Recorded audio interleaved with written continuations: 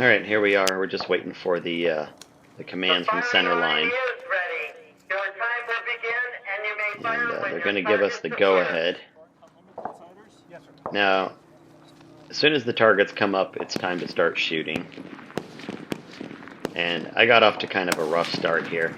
I forgot that I had given this gun to somebody the day before, so this was the last day on Sunday morning.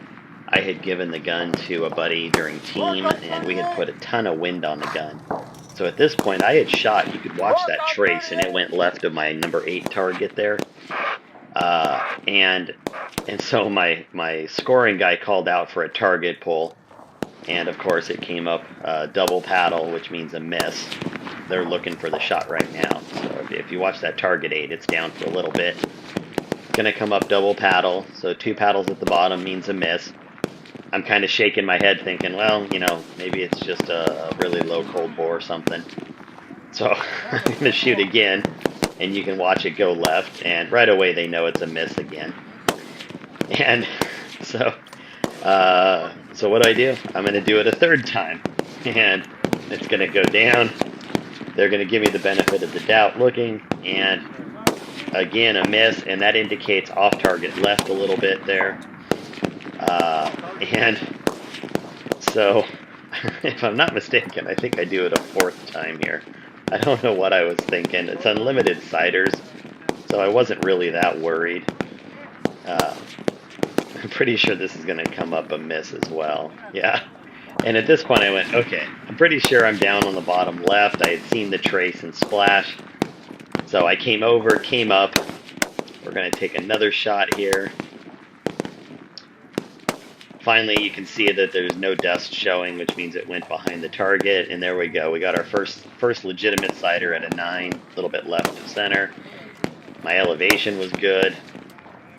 We're going to take another sighter here.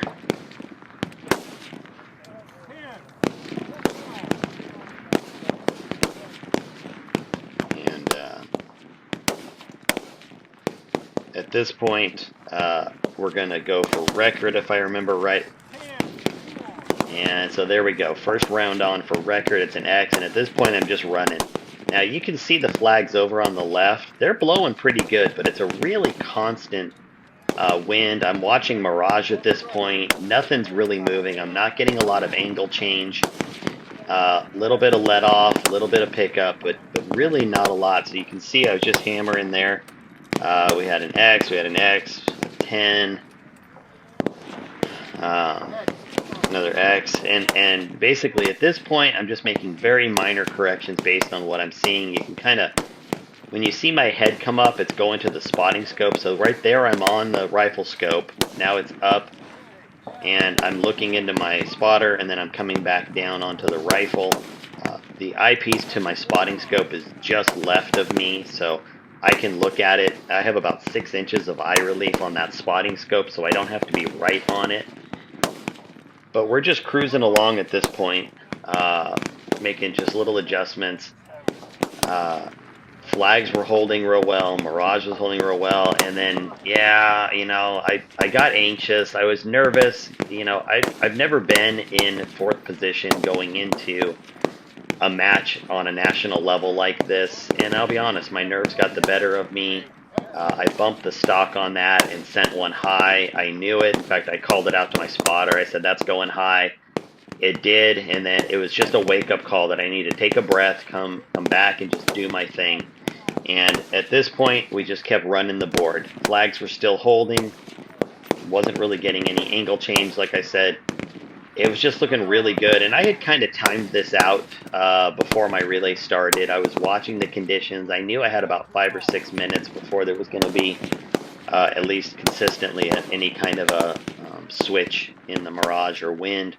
So I felt very, very comfortable running it through like this. And you can see it's just up and down, up and down, up and down. You know, as soon as that target comes up, I'm just taking a second to make sure I've got my hold correct, and then I'm pulling the trigger on it. This was a great relay. You know, I honestly thought that I might be able to clean it given the conditions. I threw that high 9, which, you know, was a bummer, but the good thing is I didn't let it get to my head. You know, like that early on, it was on shot number 6. it would be real easy to start second guessing yourself. Now, because it was a high 9 and because I knew I'd hit the stock, I was very confident it wasn't the load and that it wasn't my come up on the dials. And I had shot this gun enough for the last 2 days that I was incredibly confident with my gun's ability to hold water line, just keep a really tight water line there. So, if you can shake off that 9 as a personal mistake and just get back on the gun and do what you need to do, you can see that, that everything can fall back into place. And that's really what I had to tell myself. And I've really been trying to work on my mental game. I've been trying to get my head right. I do have a lot of struggles with that. I face a lot of demons in my head when I'm shooting like this. And this was really a match where I've been, reading books and trying to, straighten things out. And it just felt really good. So there's the X. I think this is, that was, okay, so there's my last shot. I just took it. I got back on the gun just to see what the score would be. It's going to come up an X, and I give myself a little clap there. And life's good. Telling my scorer, man, just missed that 9 by a hair. But 199, 14X, I'll take that any day of the week. There were some other really great scores all the way up to a 219X. But you know what? At the end of the day, I'm really happy with myself. I'm happy that I could recover from that 9. And, I walked away feeling very confident going into the final relay of the day. So thanks for watching. Talk to you later.